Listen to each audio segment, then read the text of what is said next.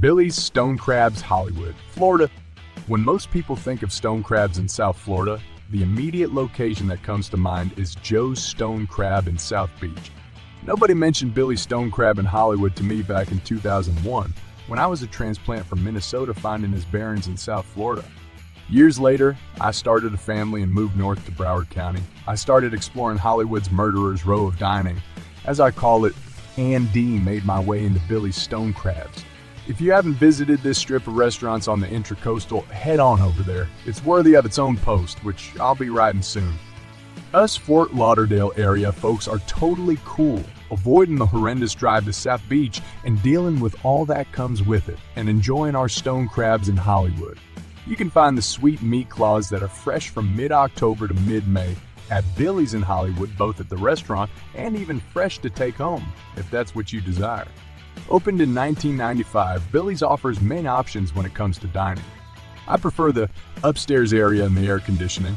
Normally arrive early to enjoy their luxurious bar prior to being seated in the floor-to-ceiling glass room that has gorgeous views of the Intracoastal. Billy's has their own fishery, called Besque Fisheries, that's located in the lower Keys. Their fleet brings in stone crabs daily as well as Florida lobster and other fresh fish. All of this goes directly to Billy's Stone Crabs in their restaurant and seafood market, where you can order in the USA for overnight delivery. Naturally, like many South Floridians, we like to compare Billy's to Joe's Stone Crab. And for those wondering, here's my takeaway after over 20 years of dining at both establishments. Both restaurants offer white glove service from their staff, who are decked out in tuxedos and armed with not only a meat cart, but also a seafood cart. After seeing the offerings, you'll want your food to show up ASAP.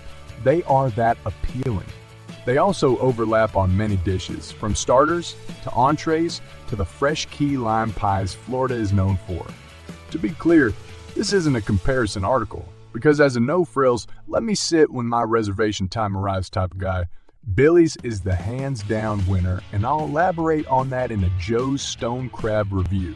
They are very punctual with reservations, and there are plenty of dining options at Billy's, including the upstairs lounge with a view, the upstairs cocktail bar, or the downstairs venue, which features both indoor and dockside dining on over 200 feet of docking. As mentioned, there is a small market downstairs when you enter the venue where you can purchase stone crabs to take home, or even get them cracked to eat at a high-top table or directly at the small bar, which is more casual and usually plays sports. During summer months, you can enjoy stone crabs that have been flash frozen. And of course, during season, they are freshly caught and served same day. Who owns Billy's Stone Crabs? There's been an urban legend that Billy's is connected to Joe's Stone Crab, and thanks to an excellent piece by the Sun, Sentinel, they've laid out the facts. William Billy Hershey is the founder of Billy's Stone Crabs, and not ironically, he was once employed by Joe's and married a member of the family who owned the venue, the YS family. The Weiss family. Billy's son, Brian, is the general manager of Billy's Stone Crab, and he shared that after the marriage ended, Billy founded his own seafood market in Miami Springs way back in the 1970s. Eventually, that restaurant was sold and Billy was mentally retired. However, a bank reached out to him one day about a restaurant that went under on the Intracoastal waterway that is now Billy's. He purchased the land and building in 1994.